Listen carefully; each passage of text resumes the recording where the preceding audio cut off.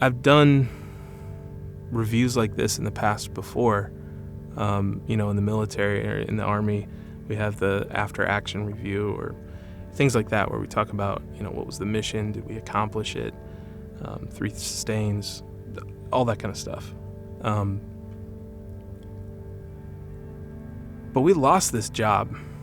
20 plus years of pitching and working in this business, we still lose sometimes. And typically our win rate is really high with jobs, but it surprises me when we lose. And because I feel like with the team we have now, we're just winning all the time. And there's a lot of great things. Like I feel like we own the pitch game and we understand how to win work. So I was very surprised that we didn't close this one. This was a really big project, like in every sense of the word. And I think it also would have been a pretty significant push forward for blind as a whole. It's really important that you have to reflect, especially on the losses, so that you know how to do it better next time. Because if you're not measuring the things that you're doing, you're not able to improve the next time around, and you're probably going to make the same mistake again. What did we need to do better besides win? How do we break that down? I think we should have done a better job touching base on the concerns that they had of why we didn't win. Okay. Which was, So address objections.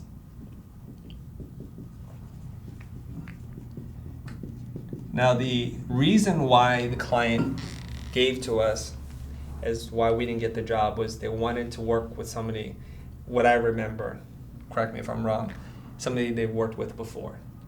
Yeah. And Scott added some nuance to say that they wanted to work with somebody that can do it all in one place. I feel like since we've worked with them in the past, we should have gotten a little bit better inside track. We tried.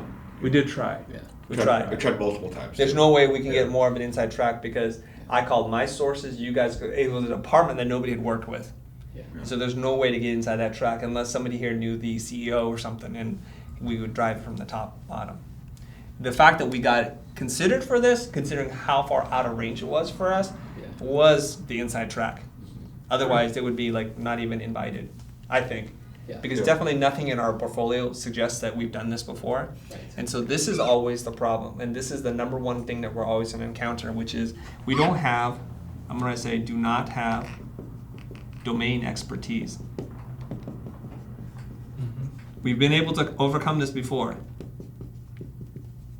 We did it with Xbox. We've done it with architectural clients, with Ehrlich, EYRC, with Hudson Pacific, when we didn't have any kind of real estate development thing. We were able to do what needed to be done or said, that we were able to overcome it and cross the finish line. I'm going to give you guys a winning formula you can follow for the rest of your days. Okay? Every time we are not the domain experts, and I'm going to assume more often than not we are not the domain experts, what do we need to do? Call them. Call the domain experts. What do we need to ascertain from the domain experts? What do we need to know? What assets do we need to deliver for you to do your job? What do you need from us to start? And then how much is it going to cost? I think we need to know what questions they would ask this client. There you go. Okay. First of all, we don't know what we don't know. Right. Yeah. So we can't go into making any assumptions. So this is what I call throwing yourself on the sword. Okay? Hat in hand. You come out and say, we've never done anything like this. We need to understand what it is that you do, how you would do this, what is your approach, because we don't know anything. Okay, we don't try to be slick, we don't try to be anything. I've done this since I was a college student. When I did a print job, I would say I'm a designer from school, and I have a print job, and my clients, I think we want to do 2-color. Tell me about how your process works. And if I don't get a good answer, I keep staying in there, and if I don't have a good feeling, I call another vendor. And by the time you talk to 2 or 3 domain experts, you become an expert really quick. And what we need to become is an expert of doing top-level conversations. And when it gets into drilling into the bits, we don't need to do that. But we do need to know their approach. So we don't know what we don't know. So we have to start with the approach, right? How do you do this? We don't even know what questions to ask. So I'm going to say, play ignorant. We're not playing. We are ignorant. And we're going to be transparent that we don't know. Because oftentimes people don't want to patronize you by saying, well, Greg, you use CSS style templates, and you're like, oh my God, I didn't know that. They would never tell you that, because I don't want to make you sound stupid. Tell me everything you need. So under assets is very specific. I would say broaden it out. It's like, what do you need if you were doing this without us? Okay? So let's formulate a few questions that we can ask that's part of our generic toolbox that we can ask just about anybody. What kind of questions do we want to ask?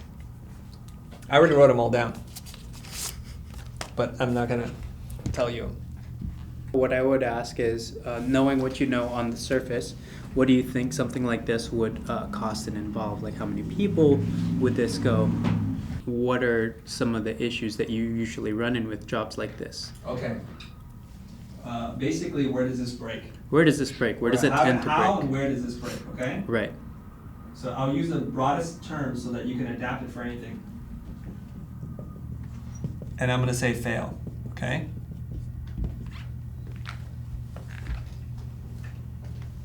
And then, That's a good open question. I mean, Right. right after, tell me about your process.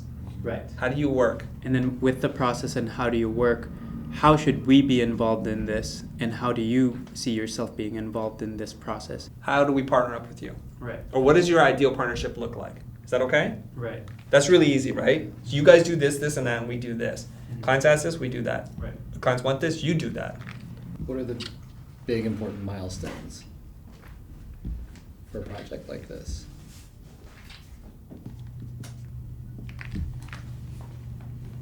Okay, what else? What are some examples that you've done in the past that would be applicable? Okay. Previous. Case studies.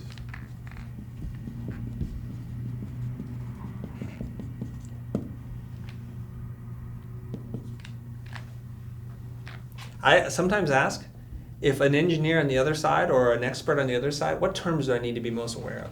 Mhm. Even terminology is really important. When they're dropping acronyms and you sit there and scratch your head like you never heard of them before, that's going to scare somebody. Okay? Usually I try and look out for their excitement level and engagement and how many questions they ask me. So that's not necessarily me, like I'll probe with these questions, but if they're not asking any questions back, that's usually a sign, or if they're not excited, that's usually a sign that they probably don't want to do this job or that they're not experts themselves in this. So sometimes I'll try and poke holes with the questioning here, but then also just see how they react to everything, because I would want them to arm me with the things that I don't know about the project. Mm-hmm. Okay.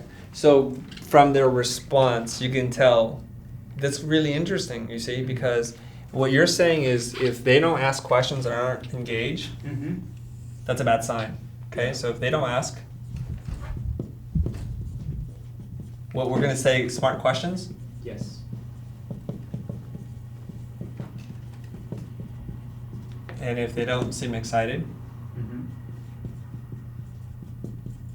you're going to bail on them. Yes. So guess what our clients are going to do to us? Same thing. If we don't ask the smart questions and say we're experts. Experts ask great questions. Mm-hmm. By asking great questions, you are engaged. So that's what we're going to do. We're going to learn from the experts. We're going to call the domain experts and we're going to get all this stuff down. Now, if we were to rewind the tape in our mind, how many of these questions did we get through? We did ask about cost and resources. we did. We did ask about schedule. Check. We did ask about the open-ended, what do you need? Where is that? Number three. Number 3. Assets, Specific assets we didn't ask about. I felt like that was a little too deep. That's pretty deep. The approach we did ask about. We got a general, like, what happens first, then, what are the milestones that you do? Do you work iteratively? Did you get a that good kind of answer stuff. from them? Mhm. Okay. What else? We did not ask where it fails. Where does it fail?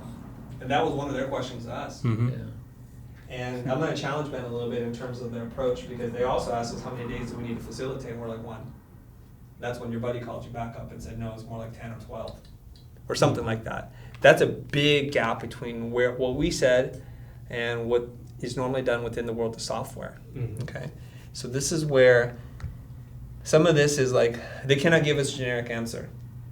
If they want a $300,000 project, a $400,000 project, which is a big project, they also need to step up to the plate.